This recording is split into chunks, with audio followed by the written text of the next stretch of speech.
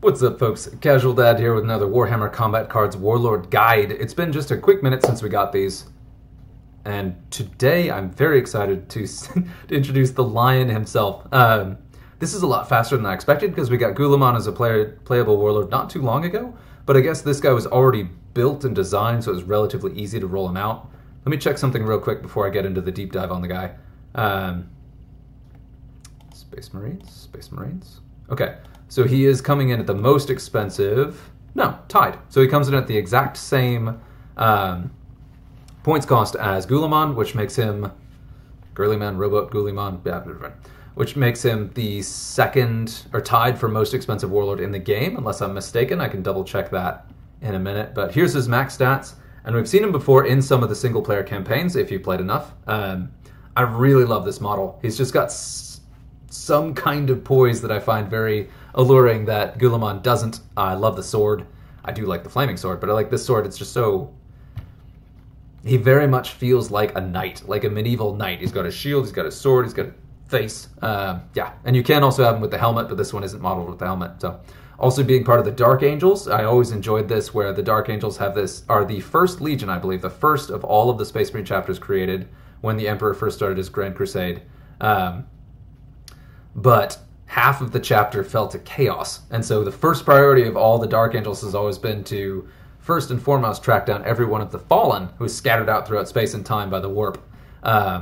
So that no one ever discovers that half the Legion did fall to chaos, because if anyone ever did discover that, they would be at risk of being annihilated as a Legion by the rest of the Imperium. Oops.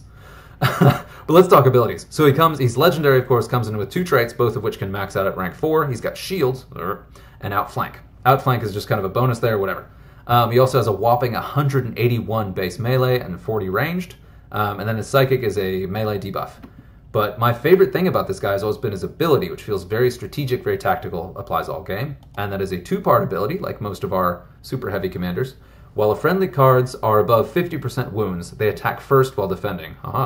Additionally, the first time each enemy turn that this Warlord will be attacked, so only when he's in play, a random friendly card makes a melee attack against the attacking guard before the attack sequence continues. So right here, let's talk a couple things. So first part, the 50% wounds threshold, they will attack first while defending only if they have the attack type that the attacker is using. So if you are shot and your cards are all melee, oh well. If you're hit with psychic and your cards are all ranged, oh well. So it definitely benefits you to have cards that have multiple attack types. And because you probably don't want all 3, you want some heavy hitters. So you probably want to lean ranged or melee or a mix of both, but have high attack stats in one of the 2. And you can use some of your Glacier cards that will die faster because they will attack first. But of course the ability is going to be better if you can keep your cards above the 50% wound threshold. So shields, Medicae, regen, fear are all really, really strong with the Lion. Fear, conveniently, a lot of the Dark Angels characters have, and we saw one of the buff recently.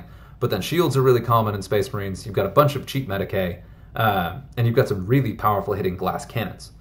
And then also his secondary ability, that Warlord ability, specifies melee. So he definitely favors a heavy melee deck, so whatever bodyguards you have left on the board at the end are able to really take advantage of that ability, right? So my first thought immediately is you want to take this guy with Asterath and or Mephiston, 2 legendary characters who are going to be really, really powerful with those abilities. And both of whom have very high level fear, so they'll tend to stay in that auto attack threshold for a long time. And that, of course, is this guy. Hilariously, both Blood Angels. But this guy at max level is an absolute monster, and having that high wounds threshold, it takes a long time before he'll get below the attack first. Downside, he has no other attack but melee, so he benefits a lot from the Lion's ability when the Lion is in play, but doesn't benefit at all unless you're hit with melee attacks. So he's kind of a one-trick pony there. Mephiston is slightly better, having the psychic attack as well, but his ranged attack is kind of a joke. All he's really going to be doing is finishing off Acheran cards or removing shields, which is not nothing, but it's not great. So still they're very melee focused. And this is one of the things I'm going back and forth on with the Lion's ability, is that you can maximize it with melee, but then you're kind of falling short in the other. So if you have your cards that have shields, have a good hit on both melee and ranged, this guy comes to mind at max level. He's a really, really well-rounded character, has max shields, has big game hunter, and has a decent attack stat in both ranged and melee. This is a really great piece to reach for, Comes in at a budget price point of 35, which goes well with the ridiculous price tag that comes with the Lion. Which is another thing too. The Lion is extremely expensive. He's extremely powerful, but he's extremely expensive. So you can do very thin decks that rely on benefiting as much as possible from his ability and not worry about including too much other stuff. Another great one is going to be Grimaldus. Great balance of stats, has Inspiring Presence to help your other cards maximize it even more, and also has, again, that Fear for durability and good hit points. So far, look at that, a lot of legendary cards. Of course, Belial is a great piece because he has decent attack stats in both, also has shields, but you have to get pretty high level before you really benefit from that because it is legendary and shield is his secondary trait. The new model work is interesting. Let's see. Of course, Arjak is a good choice. Coming in at the higher price point, but he does have max level shields being his primary stat despite being epic, so he will be pounding on stuff for a long time before he goes down. And then getting into the more budget, I mentioned Dark Angels. Let's see, who was I thinking of? Where's my Interrogator Chaplain? I probably already passed him. I mean, any of the chaplains, the fair ones are good, but where are you, buddy? This one is a very strong piece, still melee only, but comes in dramatically cheaper than Astarath. And because he has target acquired, any of those attack first back will go against your target acquired target. So you can choose who's going to get removed in those counterattacks, which is good. Where is my scary chaplain? There he is, this guy. Jeez, looking right at him. Morris. Oh god, he's terrific in a Lion deck. Again, his Fear is Charge, good stats in both.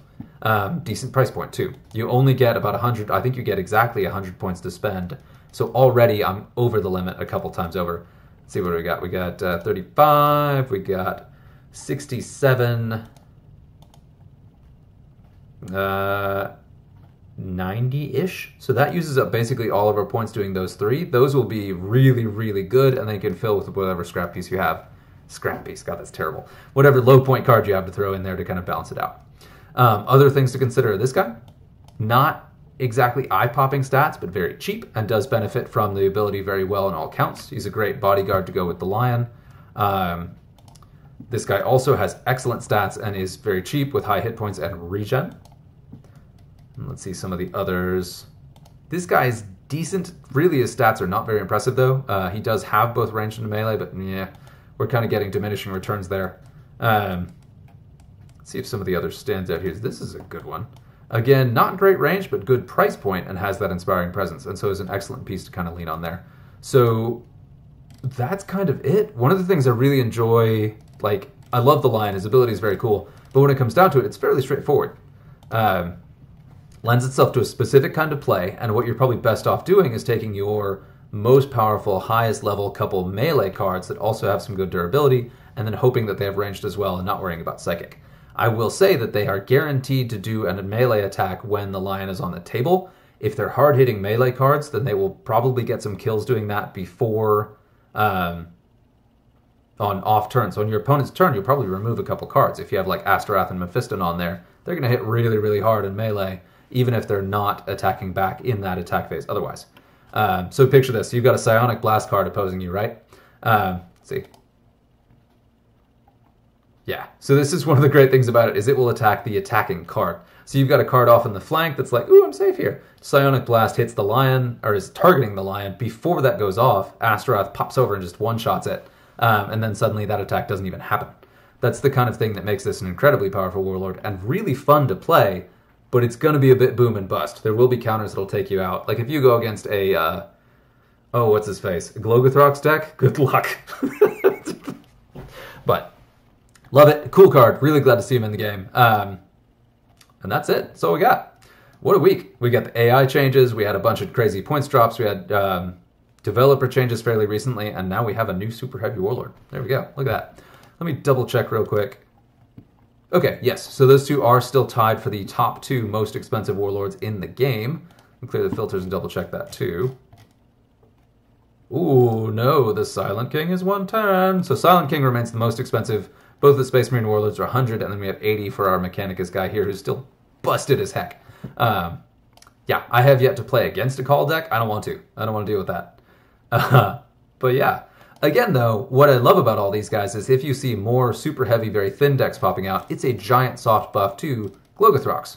who's one of the more underperforming warlords, and I want to see Nurgle get some love here. So, yeah. Anyway, that's it. Hopefully that was helpful. Good luck out there.